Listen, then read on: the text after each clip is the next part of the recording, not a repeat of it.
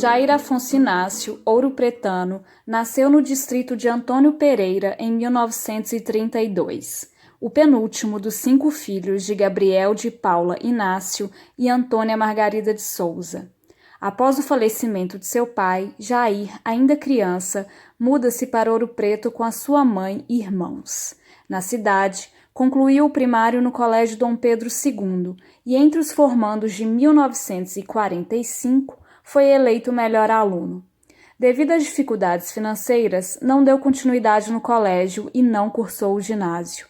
No entanto, Jair não interrompeu os estudos. Menino inteligente e atento que era, prosseguiu com as suas leituras. E o seu interesse pelas artes só aumentava. Desde novo já desenhava e pintava. E aos 15 anos, uma francesa que visitava Ouro Preto levou 15 quadros seus para serem exibidos em um hotel em Paris, onde 12 foram vendidos. Também apresentava grande facilidade com idiomas desde novo. O primeiro que dominou foi o inglês. Depois aprendeu alemão, francês, flamengo e húngaro. No final dos anos 60, lá por volta de 1967, 68, eu estava com meus 17, 18 anos, eu ia frequentemente à casa do Jair. Ele já morava na Rua do Barão e era casado com a minha tia Azinha. Me impressionava a quantidade de livros que ele tinha, a biblioteca imensa, e eu ficava ali parado, olhando os livros dentro das estantes que ele tinha. Eu já falava um pouco de inglês e comecei a me interessar por alemão, porque eu achava que alemão era para ser um pouco diferente. E comecei a tentar aprender alemão com o Jair. Ele me mostrou um livro do Kant, que era Die Kritik des reinen Vernunft. Que isso ficou na minha mente como sendo um livro importante e ele gostava de mencionar esse livro. Jair Inácio iniciou na restauração em 1949, quando tinha por volta de 16 anos, como ajudante do pintor Estevão de Souza, na matriz de Nossa Senhora da Conceição, em Ouro Preto. Após a interrupção deste trabalho, por falta de verbas, Jair retorna em 1952, desta vez como chefe da equipe de restauração da matriz de Nossa Senhora de Nazaré, em Cachoeira do Campo. Sua habilidade foi reconhecida em tempo recorde. Daí por diante, ele nunca mais parou. O que ficou desse ouro depois de tanto suor?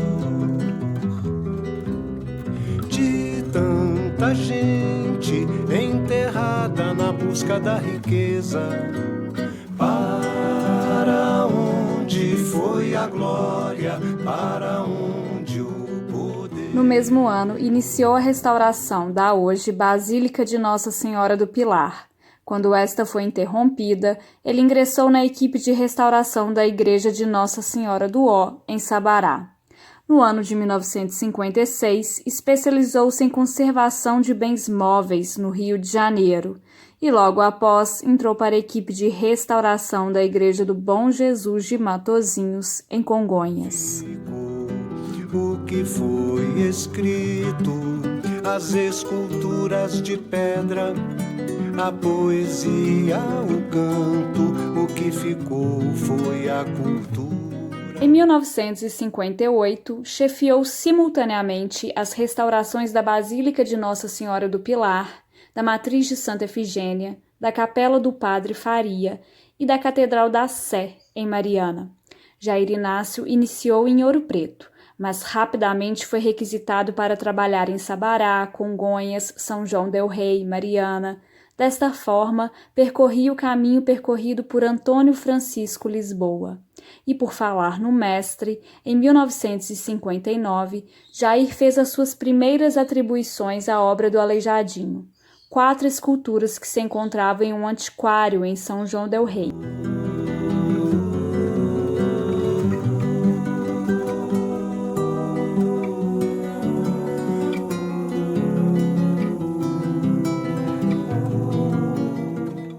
De De tanto percorrer o caminho do maior artista barroco brasileiro, não há dúvidas de que Jair Inácio se tornou o maior conhecedor de sua obra. É muito importante que o legado do professor, do mestre Jair Afonso Inácio seja sempre destacado por nós e que a gente não deixe ele cair no esquecimento.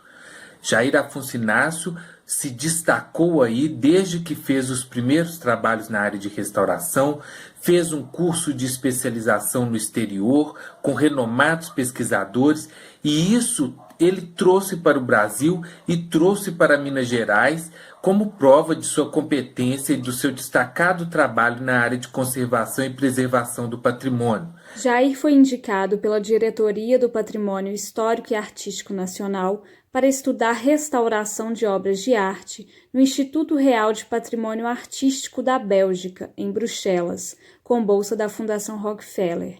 Em 1961, iniciou seus estudos no exterior, sob a supervisão de uma das maiores autoridades em conservação e restauração do mundo, Paul Coremans.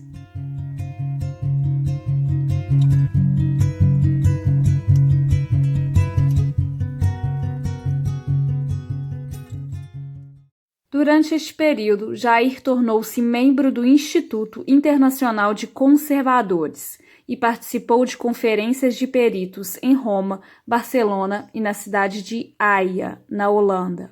Estagiou em 13 laboratórios de diferentes países. Além da Bélgica, esteve na Noruega, Dinamarca, Alemanha, França, Espanha, Portugal, Suíça, Inglaterra e Estados Unidos.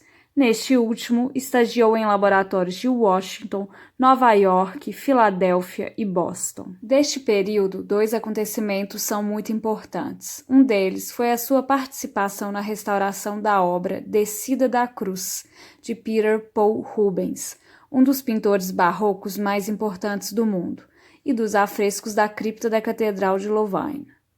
O outro é que foi Jair Inácio quem apresentou aos principais peritos do mundo as condições específicas da conservação e da restauração de obras de arte em países de clima tropical, como o Brasil. Assim, logo em seguida, ele foi nomeado pela Unesco membro da equipe internacional de estudos sobre a conservação e a restauração de obras de arte em países da América Latina. Equipe composta por apenas 5 restauradores. Lembrando que, mais tarde, também a Unesco, em 1980, concedeu a Ouro Preto o título de Patrimônio Cultural da Humanidade. O destino é um só, a eterna fortaleza. Ficaram casas, cidades, igrejas iluminadas. O desejo nas ladeiras, o sonho dos homens. Após o intenso e produtivo período de trocas e aprendizados no exterior, o restaurador volta para sua terra, trazendo na bagagem toda uma expertise única. Assim que chegou, Jair Afonso Inácio foi nomeado restaurador-chefe do 3º Distrito da Diretoria do Patrimônio Histórico e Artístico Nacional, responsável pelos estados de Minas Gerais e Goiás. De volta, além de trazer toda uma bagagem de conhecimento a ser colocada em prática, também se casa com Zenite Alves. Eu conheci o Jair por intermédio da minha irmã, a Ine. Nós fomos ali, você sabe, da Rua da Escadinha, tinha um sacolão. Naquela época era o único. E minha irmã convidou para mim ir com ela lá no sacolão. E nós fomos. E quando nós descemos a Rua da Escadinha, a gente passou daí. Ela falou, vamos lá para você conhecer um rapaz inteligente, para você ver, colega do Genon, vamos lá para você ver. Aí nós chegamos na Igreja Pilar, ele estava lá em cima no andaime. A minha irmã gritou, Jair, vem cá para você conhecer minha irmã. Ele desceu para essa escada abaixo, me deu a mão, conversou um pouquinho ali, nós fomos. Nessa época eu morava na casa do meu irmão, lá na estação, eu era cuidadora do meu pai. E então nessa ida do Jair lá na casa do meu irmão conhecer meu pai, ele continuou indo várias vezes. Ele começou a gostar de mim, mas nem ele falava comigo, nem eu falava com ele.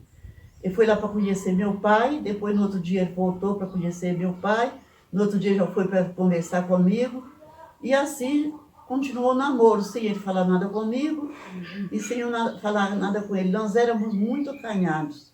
Um dia eu fui com ele até ali na ponte da estação, sentamos ali um pouquinho batendo papo, aí eu senti que ali nós já estávamos namorando. A gente encontrava, ia ao cinema, e eu gostava muito de sorvete. A gente parava ali na FAOP, também era a única sorveteria que tinha em Ouro Preto e muito famosa. Era do Sr. Crispim, parava ali tomando sorvete com ele. A gente tinha muito um lado da igreja de São Francisco, sentado naquelas escadarias lá.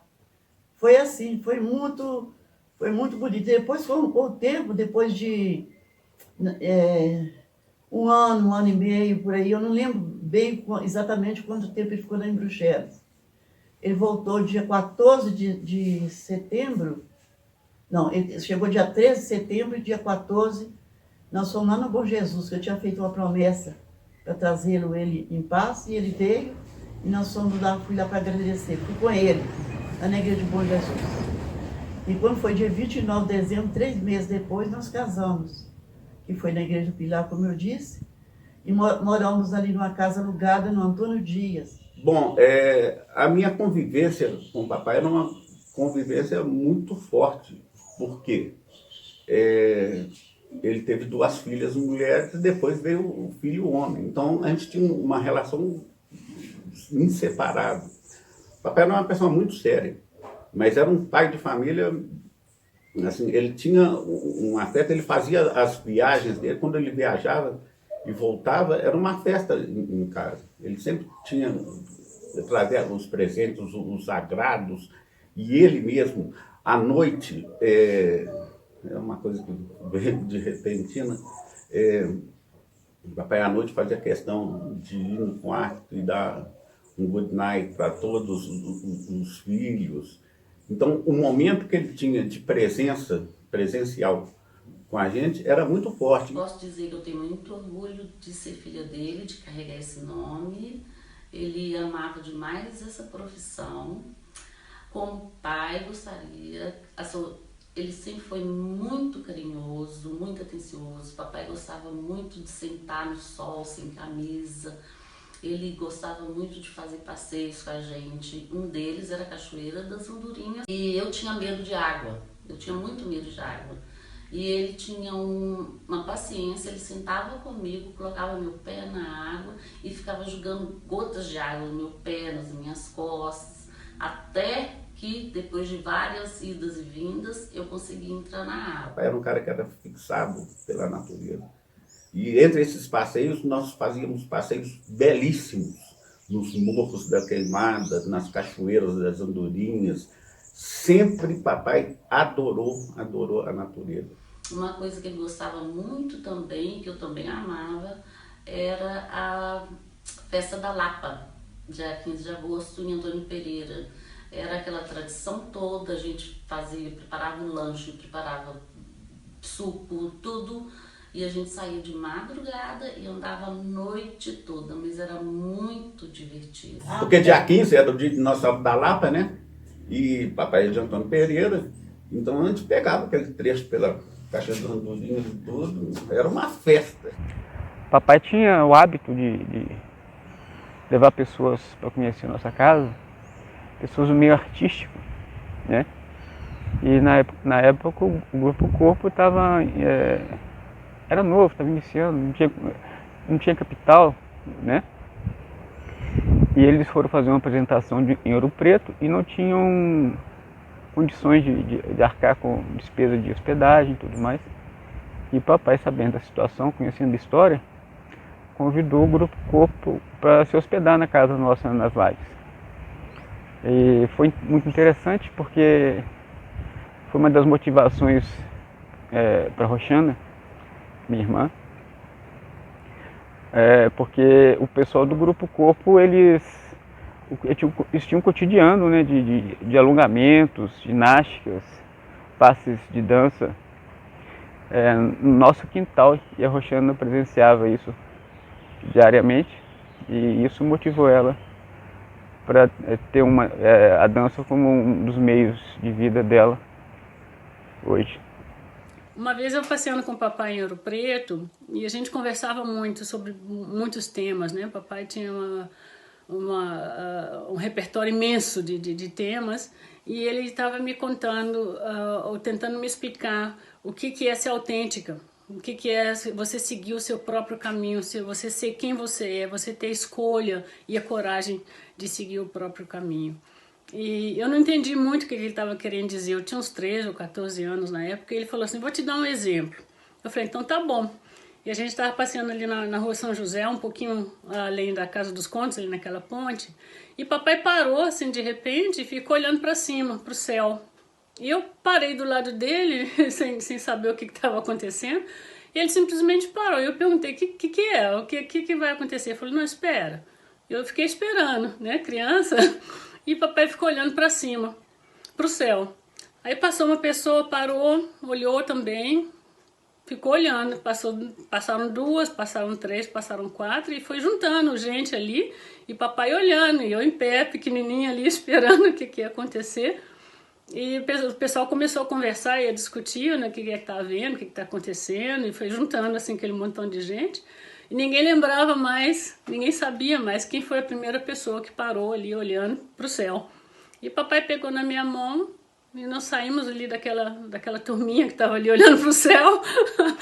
E ele falou, tá vendo? É isso aí, você tem a escolha, se você fica junto com a massa, olhando para uma coisa que ninguém sabe por que a gente está olhando para essa coisa, ou se você segue o seu próprio caminho e decide para onde que você quer ir. E a minha vida aqui é quase que baseada nas coisas que papai tanto me mostrou através do jeito dele mesmo de viver, como as coisas que eu aprendi em conversas com ele. Muito disso eu levo junto comigo hoje. Naturalmente, com minha mãe também, da minha mãe também, ela era o suporte na minha família lá em casa, e meu pai era mais o psicólogo. E tanto que hoje eu sou terapeuta, trabalho com pessoas, porque também esse interesse foi meu pai que me despertou. Ele analisava como que as pessoas se movimentam quando elas falam, que rostos que elas fazem, que gestos que elas fazem, a posição das pernas, a posição dos braços. E eu aprendi também isso com ele, assim, de parar e olhar bem o que está acontecendo e mais a fundo, Essa é uma das lições que eu levo no meu coração e agradeço muito ao meu pai. Essa foto que rola sempre é a foto original, de papai sorrindo. E aqui tem uma dedicatória dele, atrás, que diz o seguinte, meu caro filho Turinã, você deve rir sempre, porque rir é bom, chorar é ruim. Do pai que quer a felicidade dos filhos. Então, você vê, quando ele fez essa dedicatória, eu tinha mais ou menos de 6 a 8 anos, não me lembro bem. Mas para você ver o que ele sentia, o orgulho que ele tinha e a felicidade que ele tinha de ter esses 4 filhos, né? E o que eu aprendi com o Jair foi muito positivo. Eu tenho que agradecer, uma pena que ele não está aí para ouvir, agradecer ele por ele ter sido tão bom, tão honesto com a família, comigo, com os filhos. Lutou muito para pôr a gente numa situação bem, e deixou aquela casa da Rua do Barão, ele deixou aquela casa do Alto da Cruz, e deixou um sítio aqui em Santo Antônio dele, não é este não, o outro. Tem muitas saudades dele, sabe? É muito carinhoso. Na parte da manhã ele lia muito essas revistas gibi, lia muito, na parte da manhã inteira ele ficava lendo. Eu só saía de casa por volta de 10 e pouco, porque ele ia para o ateliê trabalhar.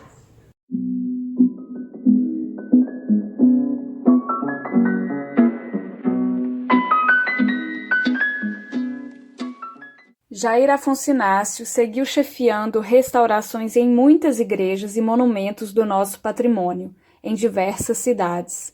Em seu ateliê, restaurou esculturas e pinturas de acervos públicos e privados, realizou catalogações de acervos de museus e de coleções particulares de obras de arte, fundou o primeiro curso regular de conservação e restauração do país, que funciona até hoje na Fundação de Arte de Ouro Preto, FAOP. O menino que cursou até o primário, mas que nunca parou de ler e estudar, também começou a lecionar. Além das aulas na FAOP, ministrou cursos sobre pintura barroca dos séculos XVIII e XIX no Festival de Inverno de Ouro Preto. E em 1978 se tornou professor na Escola de Belas Artes da Universidade Federal de Minas Gerais. Porém, antes, em 1965, já havia lecionado na pós-graduação de Restauro e Conservação de Obras de Arte da Faculdade de Arquitetura e Urbanismo da USP, ao lado de personalidades como Sérgio Buarque de Holanda, Augusto da Silva Telles, Rodrigo Melo Franco de Andrade, Edson Mota, entre outros intelectuais brasileiros, porque era ali onde Jair Inácio estava e está, entre os grandes pensadores e especialistas da identidade, da arte e da cultura brasileira. De hoje cultiva, carregando em seu andor, sem saber que para tanto houve morte e muita dor. Não há dúvidas de que Jair Inácio é o ouropretano mais importante do século XX e um dos brasileiros mais notáveis deste mesmo século. Sua sensibilidade o permitia ter uma relação visceral com as obras de arte que tocava. A sua intimidade com elas era tão grande que ele as decifrava, as percebia profundamente e assim, aos poucos, com paciência e delicadeza, retirava camada por camada das peças e alcançava a essência e a grandeza de cada uma delas. Jair Inácio adentrou profundamente na erudição do barroco mineiro e brasileiro, na profundidade do nosso ser, da nossa identidade. Se a arte pode ser considerada a expressão narrativa da espiritualidade, da consciência, podemos afirmar que Jair Afonso Inácio assimilou essa narrativa e compreendeu o nosso espírito. E através de todas as suas ações em prol da preservação do nosso patrimônio, ele deu continuidade à história deste nosso frágil, porém grandioso, espírito brasileiro.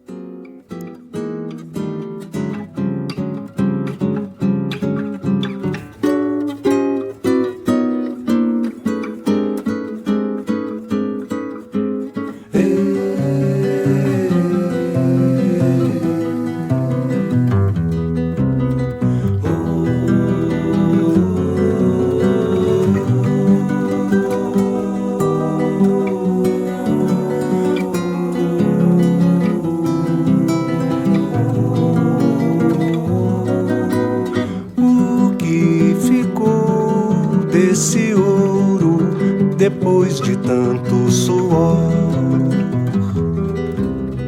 de tanta gente enterrada na busca da riqueza, para onde foi a glória, para onde o poder?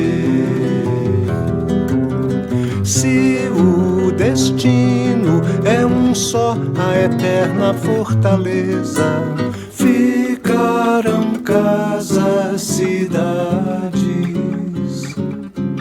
igrejas iluminadas.